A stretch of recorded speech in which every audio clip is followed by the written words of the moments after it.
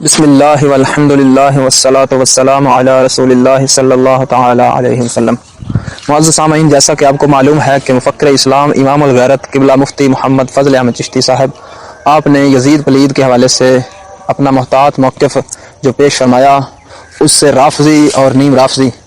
اپنی موت آپ ہی مرتے جا رہے ہیں، اور آج تک کسی کو اتنی جرت نہیں ہوئی کہ وہ آپ کی کسی بات کا رد کر سکے۔ اور جب چشتی صاحب نے اپنے اس موقف کو کما حق کو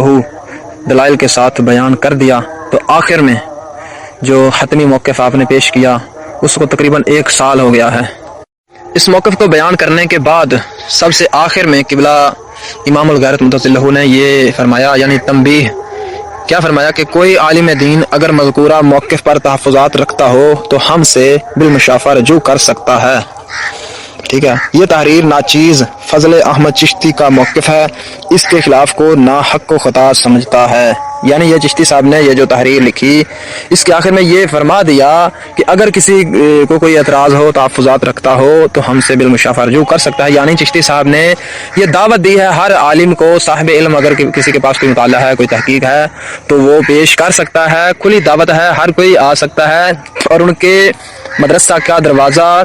24 گھنٹے کھلا رہتا ہے، بند نہیں ہوتا، کیونکہ انبیاء علیہ السلام کے وارث ہیں، اور انبیاء کے وارثین جو ہوتے ہیں وہ بزدل نہیں ہوتے کہ وہ ساتھ اپنے 10 محافظ رکھے بیٹھے ہوں اور ان کو ملنے کے لیے بھی جو ہے نا وقت لینا پڑے۔ نہیں، جب کسی کا دل چاہے وہ جا کر ان سے بالمشافہ ملاقات کر سکتا ہے اور اظہار خیال کر سکتا ہے، کسی کے پاس کوئی تحقیق ہو تو وہ پیش کر سکتا ہے۔ یعنی یہ چشتی صاحب کے موقف کے خلاف 1 سال ہو گیا ہے، کوئی عالم نہیں اٹھا، نہ ہی کسی عالم کو جرت ہوئی۔ ہاں، چند جہالا اور نیم رافضی یا رافضی جن کے کچھ لگتے ہیں، ان کو کچھ اندر میں پیٹ میں مروڑ پڑے، وہ کوئی کہتا ہے یہ ہو گیا، وہ ہو گیا، یہ ہیں وہ ہیں، یعنی ان کی چونچ ران سے تو علماء ربانیین کو کوئی فرق نہیں پڑتا۔ بہرحال وہ اپنا جو ہے نا اندر کا رفظ اس کو اپنے ہی منہ سے وہ کھول کر بیان کر دیتے ہیں۔ بہرحال میں ان پر اتنی زیادہ بحث نہیں کرتا، میں چشتی صاحب کا وہ حتمی موقف جو ہے وہ آپ کے سامنے پڑھ کے سناتا ہوں، اور پھر پوری روح زمین سے، یہ پاکستان کیا، یہ لاہور کیا، پوری روح زمین سے اگر کسی مائی کے لال میں جرت ہے نا، تو ان کا یہ چیلنج ہے، کوئی دوبارہ کسی کو بلانے یا کسی کو دعوت دینے یا کسی کو کہنے کی ضرورت نہیں، بلکہ 24 گھنٹے جب کسی کا جی چاہے وہ آ کے بات کر سکتا ہے، اور یہ ان کا موقف ہے۔ اگر کسی کے پاس اس موقف کے رد میں کوئی مواد ہو تو وہ آ کے پیش کرے، لیکن ہمیں پتہ ہے نہ خنجر اٹھے گا نہ تلوار چلے گی، یہ رافضی اور نیم رافضی ہمارے آزمائے ہوئے ہیں۔ خیر، میں اب آپ کے سامنے مفکر اسلام امام الغیرت مفتی عرب و عجم مفتی فضل احمد چشتی صاحب دامت اللہ آپ کا وہ موقف پیش کرتا ہوں، آپ غور سے سماعت فرمائیے۔ آپ غور سے سماعت فرمائیں گے تو آپ کو پتہ چل جائے گا کہ یہ انہوں نے جو کچھ بیان فرمایا ہے اس میں ہی عقیدہ اہل سنت، صحابہ کرام اور اہل بیت اعظام علیہم رضوان اس ان کا دفاع ہے۔ یعنی اس سے پہلے جو انہوں نے بیان فرمایا وہ ان کا موقف مرجوع عنہ ہے، اور یہ جو حتمی موقف ہے یہ مرجوع الیہ ہے۔ لہذا اب کوئی یہ نہیں کہہ سکتا کہ پہلے انہوں نے یہ بیان کیا اب یہ کیا۔ رجوعات صحابہ بھی ہیں، رجوعات اہل بیت بھی ہیں، ائمہ اہل سنت، ائمہ مجتہدین، ان کے مرجوعات ہیں۔ یہ کیا ہے؟ یہ تو اب جہلوں والی باتیں نہ، کوئی اگر پہلے یہ کہا وہ کہا، یہ سب جو حلا کی باتیں ہیں۔ اہل علم جانتے ہیں کہ عالم کو حق حاصل ہوتا ہے کہ اپنے پہلے قول سے رجوع کر سکتا ہے دلائل کے ساتھ۔ اب میں آپ کے سامنے ترتیب کے ساتھ وہ مفکر اسلام کی بلا امام الغیرت کا وہ بیان کردہ وہ تحریر شدہ موقف، جس پر کچھ حضرات کے دستخط بھی موجود ہیں، وہ بعد میں آپ وہ بھی ملاحظہ فرما لیجیے گا، اور اگر کسی کو ضرورت ہو تو میرے ساتھ رابطہ کر سکتا ہے، تو میں اس کو یہ حتمی موقف PDF کی صورت میں بھیج بھی سکتا ہوں۔ اب یہ سماعت فرمائیے۔ نمبر 1، امام عالی مقام رضی اللہ تعالی عنہ بالاتفاق اہل سنت سید الشہداء ہیں، اور اس عظیم الشان فضیلت کی وجہ ابن زیاد ظالم جابر کو خلاف شرع مطالبہ کرنے پر حق کہنا اور اس پر استقامت کے ساتھ انتہائی مظلومانہ طریقہ کے ساتھ شہادت کو قبول فرمانا ہے۔ ٹھیک ہے۔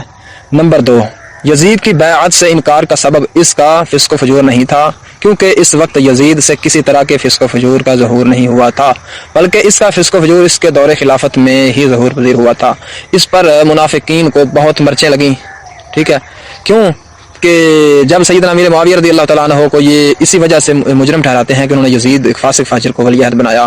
اور صحابہ کرام کو بھی اس وجہ سے یہ رافضی لونڈے یہ مجرم ٹھہراتے ہیں کہ انہوں نے ایک فاسق فاجر کی بیعت کی، تو چشتی صاحب نے یہ فرمایا کہ جب اس وقت وہ فاسق فاجر ثابت ہی نہیں ہوتا،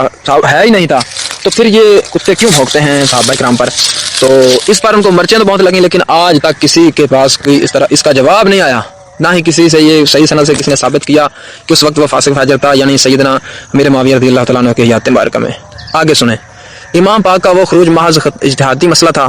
جس کو کربلا شریف میں حالات مشاہدہ فرمانے کے بعد ترک فرما دیا اور 3 شکوں میں سے کسی ایک کو اختیار کرنے کا مطالبہ فرمایا۔ اب یہ ان رافضی لونڈوں کا رد ہو گیا جو کہتے ہیں کہ اس وقت 3 ختم ہو رہا تھا امام پاک بجانے کے لیے، حالانکہ اعلیٰ حضرت بھی فرماتے ہیں کہ آپ نے جب وہاں کے حالات کا ملاحظہ فرمایا تو قصد رجوع فرمایا، جب ان خبیثوں نے بدعہدی کی، غداری کی، تو قصد رجوع فرمایا۔ اور یہ اتفاقی مسئلہ ہے اہل سنت کے نزدیک کہ امام علی مقام رضی اللہ تعالیٰ عنہ نے وہاں جا کر رجوع فرمایا اور 3 شکیں پیش کی کہ یا مجھے واپس جانے دو، یا مجھے سرحد کی طرف جانے دو، یا یزید کی طرف لے جاؤ، اور میں اس کے ہاتھ میں ہاتھ رکھتا ہوں۔ اب اس کے خلاف کسی کے پاس نہ تو کوئی دلیل ہے، اگر کسی کے پاس کوئی صحیح روایت ہے تو پیش کرے کہ امام پاک نے رجوع نہیں فرمایا تھا۔ اب یہ سب امام یہ لکھ رہے ہیں، اللہ حضرت فرما رہے ہیں، شیخ عبدالحق محدث دہلوی رحمۃ اللہ علیہ وہ بھی یہی فرما رہے ہیں اپنی کتاب میں، اور تاریخ کی دوسری کتب بھی اس بات میں جو ہے نا متفق ہیں۔ اب اگر کوئی رافضی لونڈا اٹھ کر کہے کہ یہ جی ایسے نہیں، یہ نہیں، وہ نہیں، تو اس کو ہم یہی کہیں گے کہ اگر تیرے پاس کوئی صحیح روایت ہے اس کے خلاف تو پیش کر اور آج سامنے میدان میں تیرے پتہ چل جائے۔ تو مخالفین نے تو ابھی تک کسی نے اپنا موقف نہیں پیش کیا، بتانا کچھ تو دور کی بات ہے۔ آگے نمبر 4 سنیں، امام پاک کو باغی کہنا درست نہیں۔ آپ دیکھیں یہ جو کمینے انہیں مدثر شاہ نے کہا تھا کہ امام پاک نے بغاوت کی، صحابہ نے بغاوت کی، یہ اس کا بھی رد ہو گیا۔ امام پاک کو چشتی صاحب فرماتے ہیں کہ باغی کہنا بھی درست نہیں۔ اب مدثر شاہ تو باغی کیا طرح ہے، اس کی یہ کلپ موجود ہے ہمارے پاس، اور اس طرح کے جتنے بھی جو کمینے ہیں وہ اس طرح کی بک بک جب شروع کرتے ہیں تو نہ صحابہ کو چھوڑتے ہیں، پھر نہ اہل بیت کو چھوڑتے ہیں۔ آگے نمبر 5، امام پاک کے عمل خروج کو عظیمت کے ساتھ تعبیر کرنے کی بجائے جابر سلطان کو کلمہ حق کہنے کو عظیمت کہنا حق و ثواب ہے۔ سبحان اللہ۔ اسی لیے 1400 سال میں امت مسلمہ کے عاشقین و صالحین و عاملین میں سے کسی نے بھی عمل خروج کو نہیں دہرایا، بلکہ جابر سلطان کے خلاف کلمہ حق کہنے کو انہوں نے ترک نہیں فرمایا۔ سبحان اللہ۔ کیا اہل سنت کے عقیدے کا نچوڑ، اہل سنت کی جملہ کتب سے جو اس مسئلے میں جو عقیدہ اہل سنت ہے اس کا نچوڑ چشتی صاحب نے ان چند لفظوں میں رکھ دیا۔ نمبر 6، عمل خروج کو عظیمت قرار دے کر صحابہ کرام سوائے سیدنا عبداللہ بن زبیر، سیدنا عبداللہ بن حنظلہ کے امت مسلمہ کے تمام صالحین کو رخصت پر عمل کرنے اور عظیمت کو ترک کرنے والا کہنا سراسر باطل ہے اور اکابرین امت کی توہین کے مترادف ہے۔ جو یہ کہتے ہیں کہ جی ان 2 ہستیوں نے عظیمت پہ عمل کیا، باقی سب نے رخصت پر عمل کیا، کیونکہ جب اس کو عظیمت کہیں گے تو پھر تو امام علی مقام رضی اللہ تعالیٰ عنہ کا رجوع کرنا، وہ بھی پھر اس کو بھی رخصت ان کے نزدیک کہنا پڑے گا، ان جاہلوں کے نزدیک وہ بھی رخصت ہوا۔ تو قبلہ امام الغیرت فرماتے ہیں کہ امام پاک کا شہید ہونا اور جابر سلطان کو کلمہ حق کہنا یہ عظیمت ہے، اور اب جو ہمارے اسلاف ہیں یعنی صحابہ اہل بیت ان سب نے عظیمت پر ہی عمل کیا۔ ٹھیک ہے، آگے سنیں جی۔ نمبر 7، امام علی مقام رضی اللہ تعالیٰ عنہ کو آپ کے عمل خروج کو عظیمت قرار دینا اہل سنت و جماعت کے اجماعی عقیدے یا جمہوری عقیدے کو باطل قرار دینے کے مستلزم ہے۔ نمبر 8، جمہور اہل سنت یزید اور ہر طرح کے فاسق کی شخصی لعنت کو جائز نہیں سمجھتے۔ نمبر 9، اور جن حضرات سے اس کی شخصی لعنت منقول ہے وہ خلاف مذہب ہے اور طیش و غضب پر محمول ہے، اور اگر کوئی یزید یا کسی اور فاسق پر شخصی لعنت کرتا ہے تو اس کو سختی سے منع کرنا بھی ہم اچھا نہیں سمجھتے اور اس کو ثواب کا کام بھی نہیں سمجھتے، بلکہ اس کی جگہ حضور علیہ الصلوۃ والسلام اور آپ کی آل و اصحاب پر درود پڑھنا اس سے 1000 بہتر سمجھتے ہیں۔ یہی پیر مہر علی شاہ سرکار فرماتے ہیں۔ نمبر 10، یزید کی بیعت کرنے والے لوگوں پر لعنت کرنا اور ان کو سب و شتم کا نشانہ بنانا حرام سمجھتے ہیں، کیونکہ ان میں تقریباً 80 صحابہ کرام اور اس وقت کے تمام اہل بیت اور جلیل القدر تابعین رضی اللہ عنہم شامل ہیں، بلکہ خود امام علی مقام رضی اللہ تعالیٰ عنہ کا رجوع الی البیعت باتفاق اہل سنت و اہل تشیع ثابت ہے۔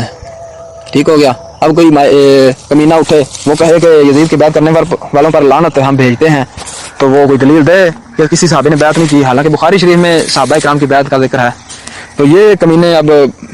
راستہ تو ڈھونڈیں گے کہ کسی طرح صحابہ کرام پر تبرہ کیا جائے، لیکن قبلہ امام الغیرت آپ نے ان کے تمام راستے بند کر دیا۔ اب یہ چیخ چلا تو سکتے ہیں، یہ گالیاں جھوٹے الزام چونچنا کر سکتے ہیں، لیکن آپ کی دلیلوں کا اور آپ کے موقف کا رد نہیں کر سکتا کوئی، نہ ہی کوئی مقابلے موقف پیش کر سکتا ہے۔ نمبر 11، قاتلین امام علی مقام رضی اللہ تعالیٰ عنہ سب کے سب پرلے درجے کے فاسق و ظالم ہیں۔ سمجھ آ گئی؟ یعنی جس خبیث کمینے بدبخت لعنتی نے امام علی مقام رضی اللہ تعالیٰ عنہ کے قتل میں حصہ لیا، اللہ اکبر، وہ سب کے سب پرلے درجے کے فاسق و ظالم ہیں۔ اچھا نمبر 12، اس تحقیقی موقف کو اپنانے کا مقصد وحید صحابہ کرام و اہل بیت اعظام رضی اللہ عنہم کے مقام و عزت کا تحفظ ہے۔ یزید پلید کا دفاع مقصود نہیں، وہ جائے جہنم جتنے مرضی جائے، ہمارا مقصد ہے کہ اس کو اس وقت فاسق فاجر جب کہا جائے تو پھر نہ صحابہ کرام کی دفاع ہو سکتا ہے نہ اہل بیت کا، کیوں کہ صحابہ بیعت کرنے والے، حضرت امیر معاویہ رضی اللہ تعالیٰ عنہ بیعت لینے والے، اہل بیت اس کی بیعت کرنے والے، تو جب کہیں گے وہ پہلے فاسق فاجر تھا تو معاذ اللہ یہ کہنا پڑے گا کہ وہ فاسق فاجر کو انہوں نے خلیفہ بنا دیا سب نے مل کر،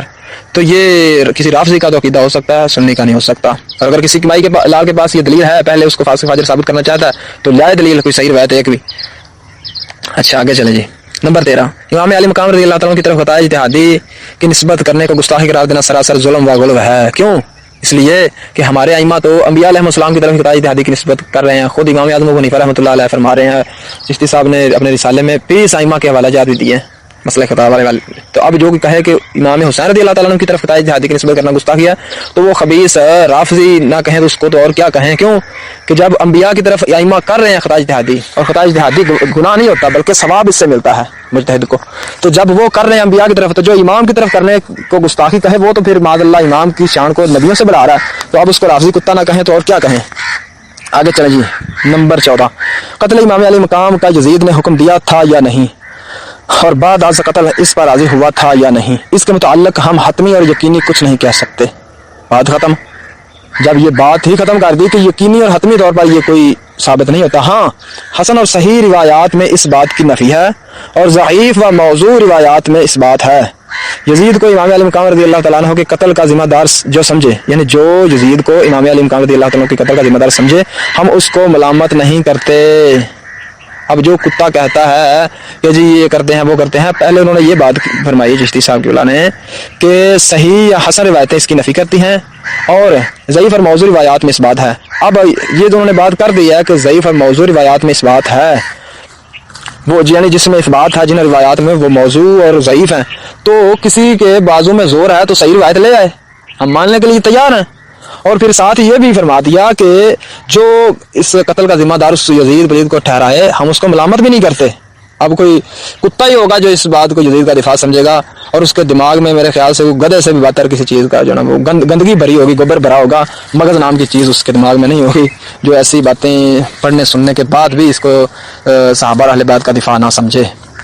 تو خیر یہ تھا موقف چشتی صاحب کا۔ اب ہمیں بندے بندے کو یہ کہنے کی ضرورت نہیں کہ وہ آئے ہم سے بات کرے، ہم اس کو وقت دیتے ہیں، فلاں کرتے ہیں، یہ کرتے ہیں وہ کرتے ہیں۔ اگر کوئی روافظ کا گٹر کا کیڑا وہ گامے شاہ آ کر بیٹھ جائے اور کہے کہ میں دادا صاحب آ کے بیٹھا ہوں، مجھ سے مناظرے کا وقت رکھو، یہ کرو وہ کرو، اس کو میں نے پہلے کہہ دیا ہے کہ 24 گھنٹے کے لیے دروازہ کھلا ہے جب تیرا جی چاہے، ٹھیک ہے نا۔ اور ایسے شیاطین کہ جن کی اردو بولنے اور عربی بولنے میں چشتی صاحب کے شاگرد 100 سے اوپر غلطیاں چند ایک کلپوں سے نکال دیں، آپ مجھے یہ بتائیں کہ ایسے کو منہ لگانا چشتی صاحب کی توہین نہیں تو اور کیا ہے؟ لہذا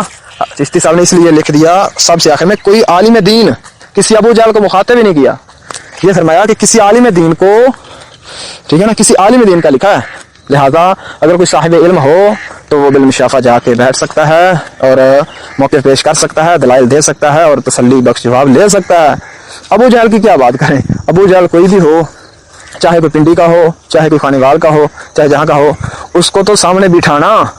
علماء حق کی توہین ہے، تو اس کے ساتھ بات کرنا اور وقت ضائع کرنا یہ کہاں تک درست ہو سکتا ہے ان کے لیے۔ بلکہ میں سمجھتا ہوں کہ ایسے کسی ابو جہل حق دھرم جو محض اپنی سستی شہرت کے لیے، جس کو گلی کا کتا نہ جانتا ہو اپنے محلے میں، ایسے کو منہ لگانا یہ علماء حق کی شان کے خلاف ہے۔ تو میں آخر میں اتنا ہی کہتا ہوں، باقی باتیں اگلے کلپ میں۔